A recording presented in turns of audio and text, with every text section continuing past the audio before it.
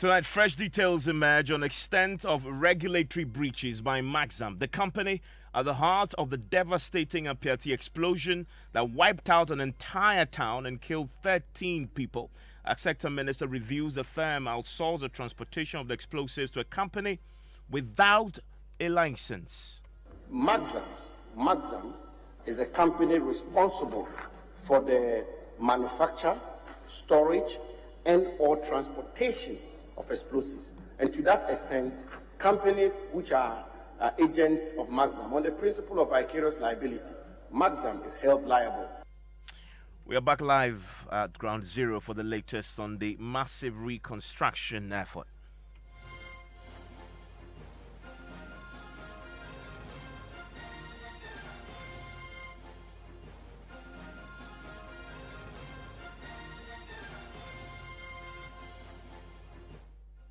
This is Top Story with Evans Mensah.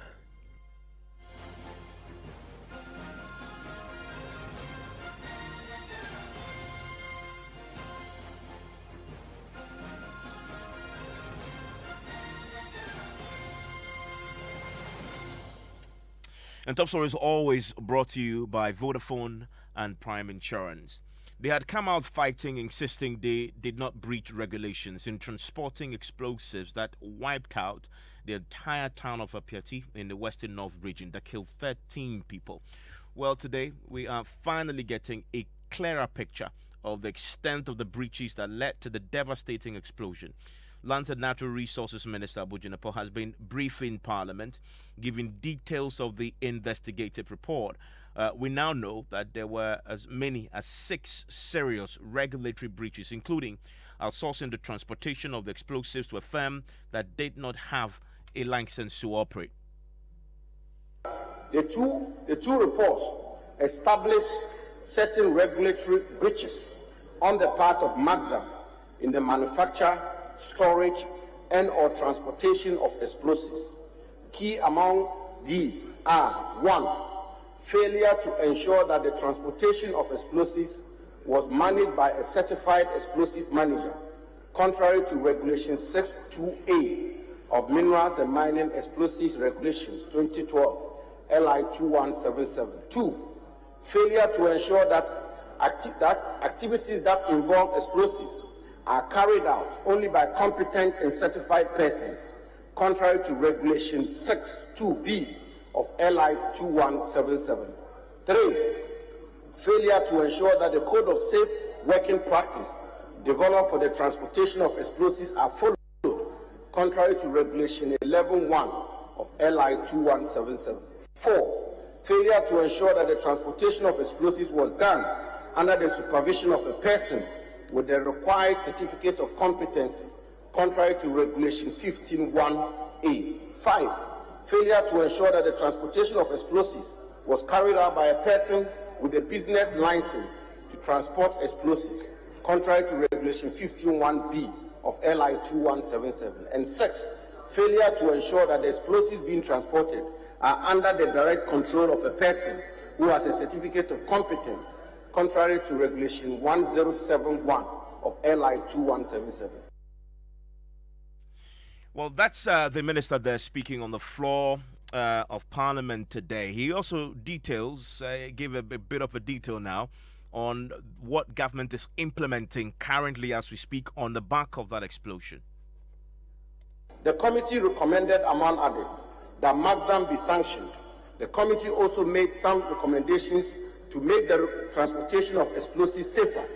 These include the installation of fire suppression system in explosive vehicles, the use of 2 escort vehicles, 1 in front and 1 behind, the use of 2 police officers, 1 armed and the other unarmed, the use of sirens to alert road users, and a review of the entire health and safety regime of the mining industry. Mr. Speaker, on the recommendations of the committee, a Health and Safety Committee of Inquiry has been established, chaired by the Vice Chancellor of the foremost university specialized in mining and mining technology, the Power Grant University of Mines and Technology, Professor Richard Amankwa, with members drawn from the Ghana Academy of Arts and Sciences, the Ghana Bar Association, and the mining industry. to review the entire health and safety regime of the mining industry and make recommendations to government for legislative, policy, and other reforms. Mr. Speaker, the committee will be submitting its report to me in the next couple of weeks, and we will implement the necessary recommendations to make our mining industry safer and better. So, will the ministry publish the report for verification now that they've given details of the findings, the breaches, and the recommendations? As to the specific issue of the publication of the report, it is the considered view of the Ministry of Lands and Natural Resources that it will be more useful to publish the report of the Health and Safety Committee of Inquiry, which has a broader mandate and whose recommendations are geared towards reformation of the mining sector.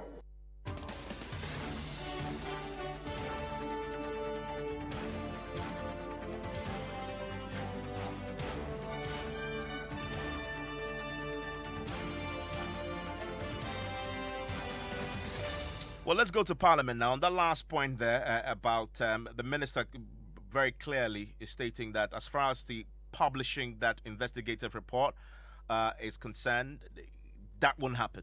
That will not happen. And from what I understand, the members of Parliament didn't take kindly to that. Parker Wilson is joining us right now with more on this. Parker, whose question was this? How did the minister now come to the floor to give these details? And were the members satisfied with the responses he gave? Evans, this question stood in the name of the Member of Parliament for Bongo constituency, Edward Bauer. And let me say that it was an urgent question. And so the minister had to attach every seriousness and importance to answering this question. And that is why today it was hauled before the House to brief them on what's been happening, what the recommendations are. But let me take you through the exact question the Bongo MP wanted to inquire from the minister. Now, the question says that to ask the Minister for Lands and Natural Resources what the findings and recommendation of the Apieti disaster report are, and if the report can be published. Now, this is where it generated the controversy, because the minister, after answering the first part of the question, talking about the regulatory breaches and, of course, the recommendations that are being made and some of the safety measures put in place, he refused to brief the House or announce to the members of Parliament whether the report would be made public. And Edward Baba was not happy at all that the minister sought to evade the question. The issue of the explosion was one that had national interest because Ghanaians lost their compatriots. This was a public interest issue, and the committee's work was announced when you constituted the committee. You announced that you were constituting a committee, and people were interested in that. Why do you think, in the spirit of transparency, that you do not need to publish those reports? The two reports, particularly the Minerals Commission's report and that of the report that you yourself consider, the committee that you consider. Why do you think that you do not need to do that in your considered opinion? Why? Mr. Speaker, firstly, the question posed by the honourable member, if I may refresh his memory, his question was very specific. And the question was what the findings and recommendations of the Apieti disaster reports are, and whether the reports can be published. And I've given the findings, I've given the recommendations, and whether the reports can be published, I have said that in our considered view, the broader work which is being done by Professor Richard Amankwa's committee, which will certainly include matters to do with the Apieti incident, because the Apieti incident is a precipitator of the establishment of the Richard Amankwa committee. And I'm saying that it's better judgment to publish this report, which is a committee which is conducting broader investigations. So, Mr. Speaker, the three specific questions have been answered. What are the findings? The findings have been made known to the House. What are the recommendations? The recommendations have been made known to the House. Can the report be published? I have said we will publish a report which is even broader and which gives the country a better perspective of the issues involved. And I think that the question has been answered. Thank you, Mr. Speaker. But Parker, one of the, I guess, revelations from this briefing today was the extent of the regulatory breaches that led to the explosion on the part of Maxam. One of the central sticking points was the fact that the company that Maxam outsourced the transportation to apparently didn't have a license to do business, to do that particular job. A further question was asked on this, probing this a bit further. Yes, Evans. The question was asked about whether the company that was transporting the explosives had some escort. Now, the minister was quite clear that the three-member committee put together had their specific terms of reference. They knew exactly what they were going to probe.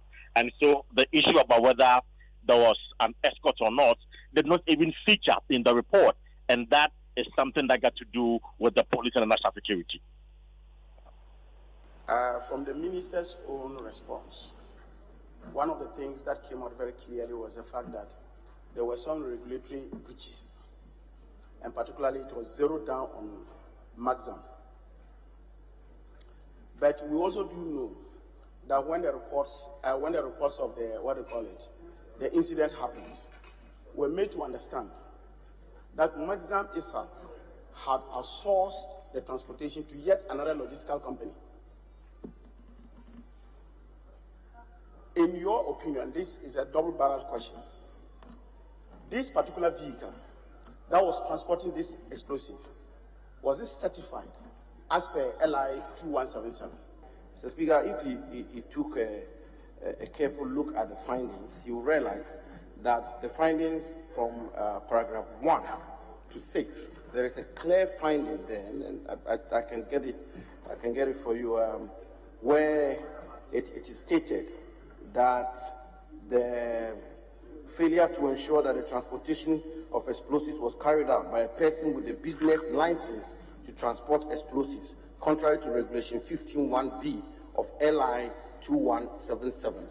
And the matter to do with the company he talks about in terms of the company that is supposed to have transported the explosives, that didn't form part of his question. But be that as it may, Maxam is the company, as I said in my introductory answer, is the company responsible for the manufacture, storage, and or transportation of explosives. And to that extent, companies which are agents of Maxam, on the principle of vicarious liability, Maxam is held liable for any breaches or for any occurrences in the conduct of their agents. So, Speaker, I think that is well established. It's a principle of law. The answer you read is implicit. Yes. Whoever they used, they did not ensure that they complied with the proper regulations as a licensed transporter. That is so. Under the law. So, and that is why Maxam was held responsible.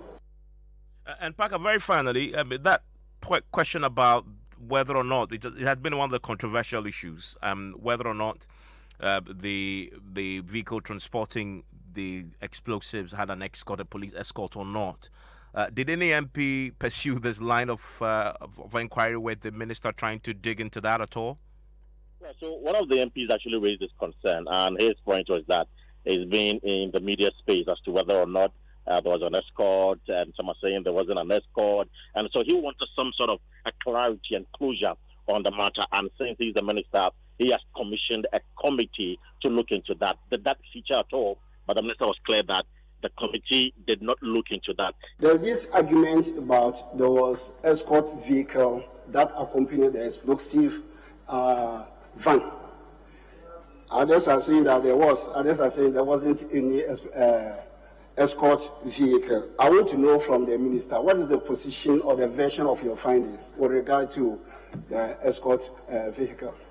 Mr. Speaker, there's one clarification I think I need to make, which is that the remit of the investigative body I constituted was within the four corners of LI 2177. I think it's important that I respectfully point out that my mandate relates specifically to the regulation of mining.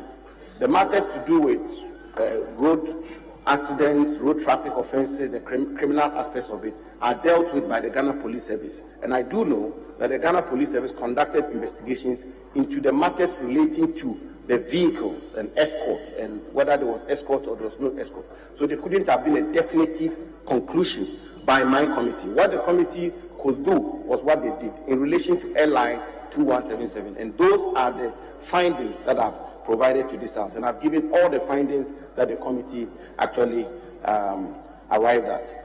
Well, that urgent question that compelled the Lands and Natural Resources Minister to appear before Parliament for this briefing was posed by Edward Bauer.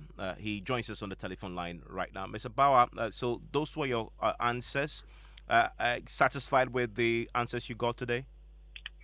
Good evening, Evans. Obviously, I was not satisfied because of the fact that, one, a major aspect of the question, which had to do with trying to make the findings of the committee that was set up by the Minerals Commission, and then the committee that was set up by the minister himself, those two reports, to make them public for the purposes of transparency.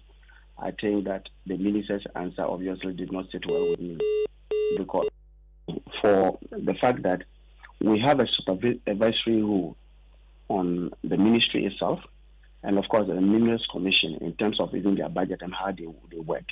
Parliament supervises that.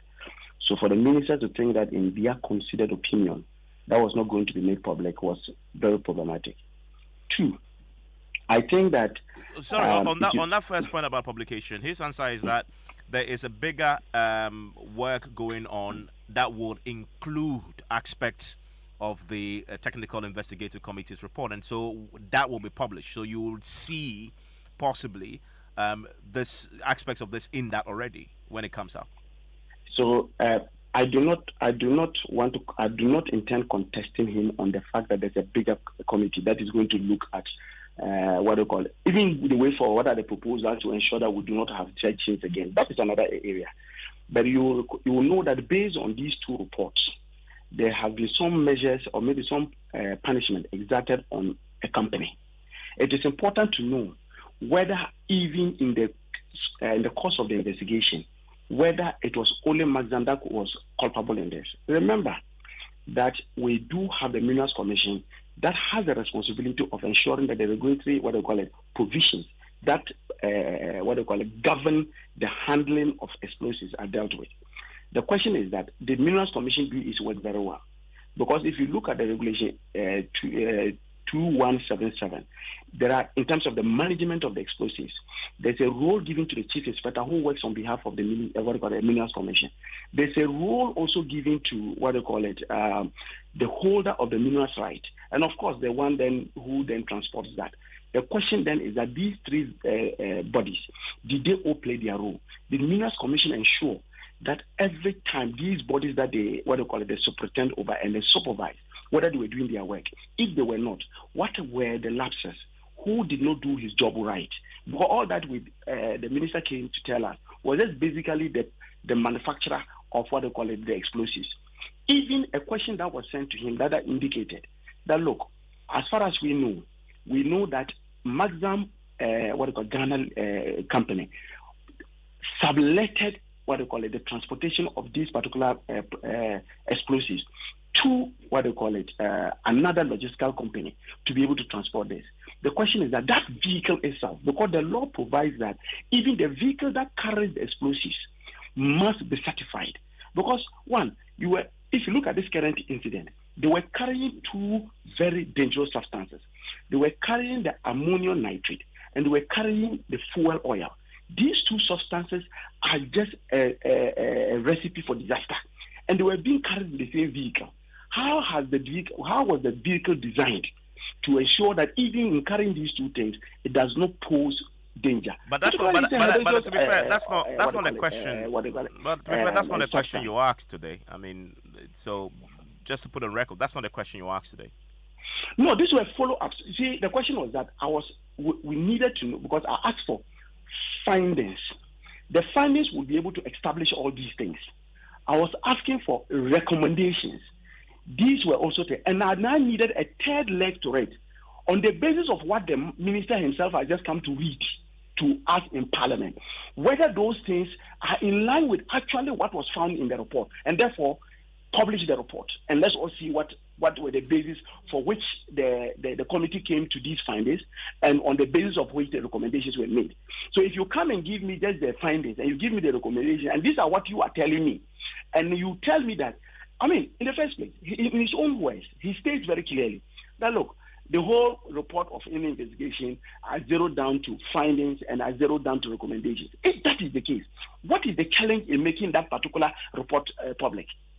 And that is why we think that the ministry is not being transparent with us.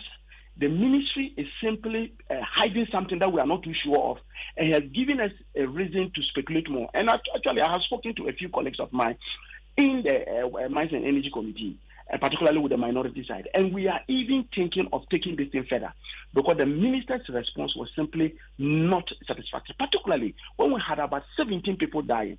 We have hundreds and hundreds of people displaced from their homes.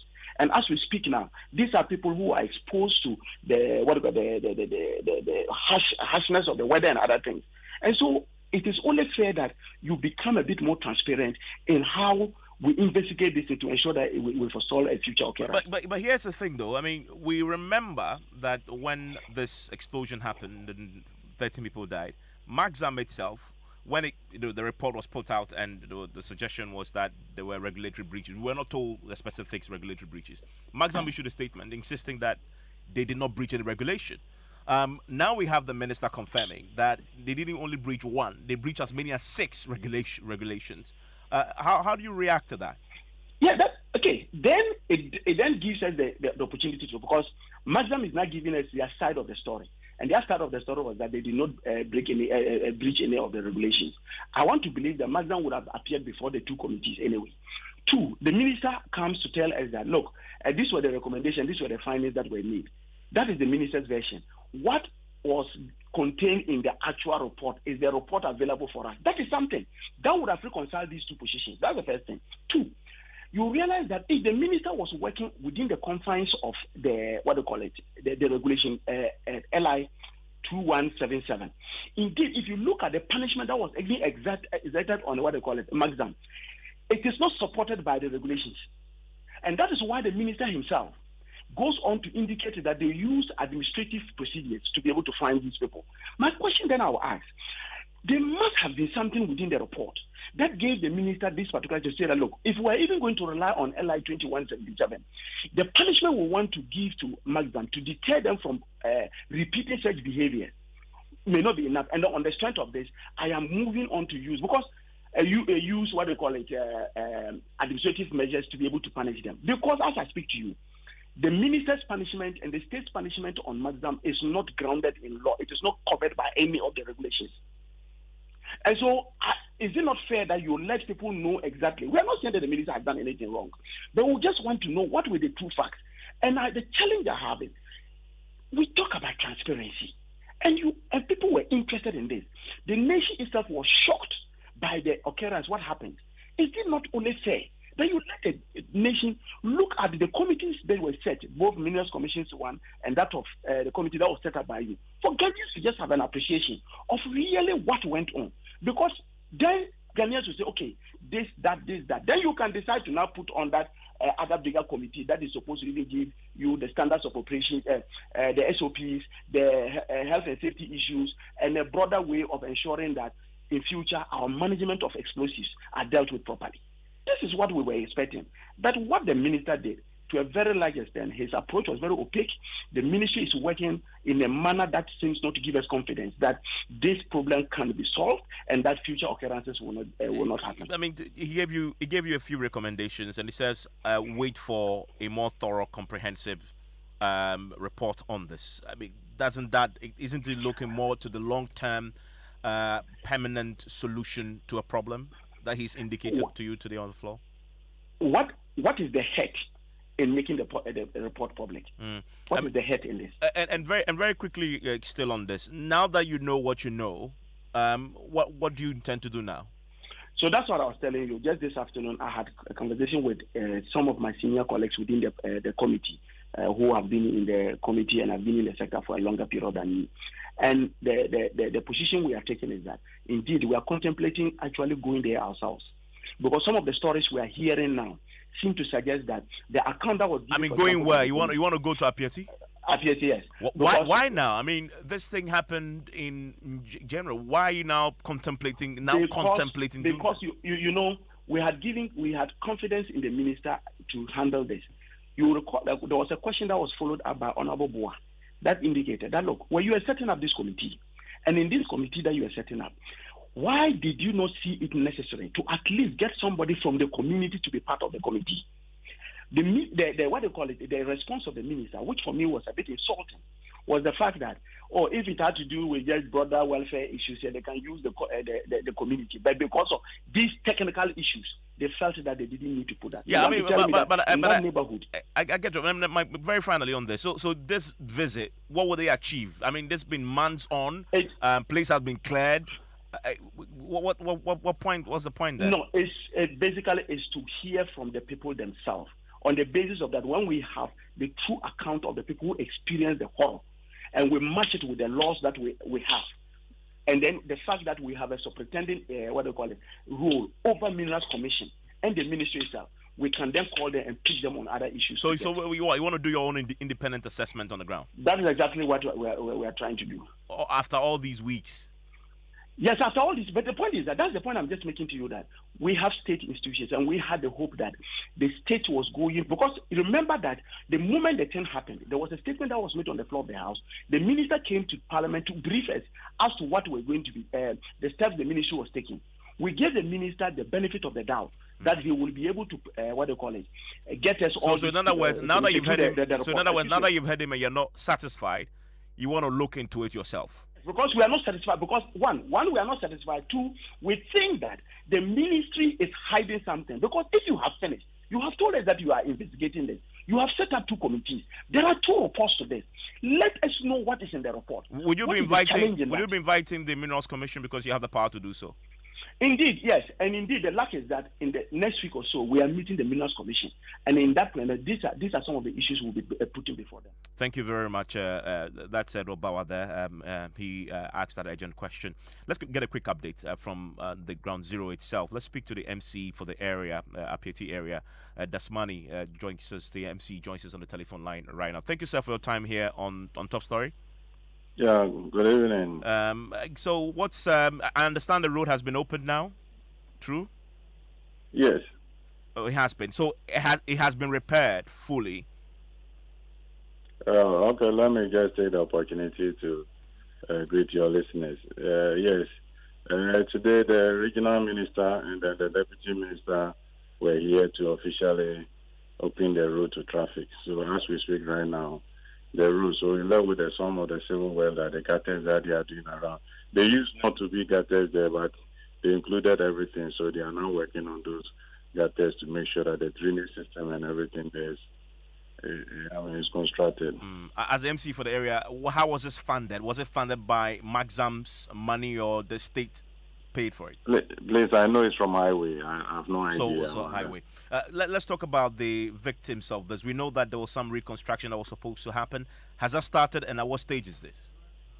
Yes, I mean they are seriously doing the groundwork because a lot of buildings, some of them thatch houses, some of them block houses, and the whole of this week, I mean the LUSA and then the town and country planning and all these guys were here. They just left yesterday.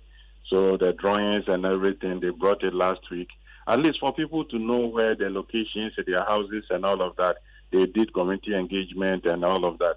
And they also brought some people to meet the community members to find out whether the layout and everything that they have, I mean, with regards to those who have their houses there and everything is corrected, because they just want to get a comprehensive document that will actually, I mean, help them when the construction starts. And the temporary accommodation for those displaced? Yeah, the temporary accommodation, we have started the roofing. We are roofing. How many houses will be roofed? Yes, we are going to roof about 76 of them. That will be able to accommodate them temporarily.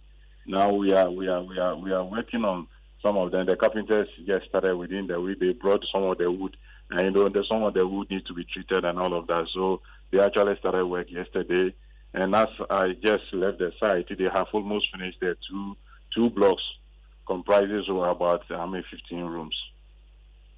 Thank you very much. That's the update there from Apiati. If you're there tonight and you're listening to this update, why don't you share what's really happening on the ground now that the road that we saw was a huge crater in the middle has been now being finished and open to traffic. News Night starts now.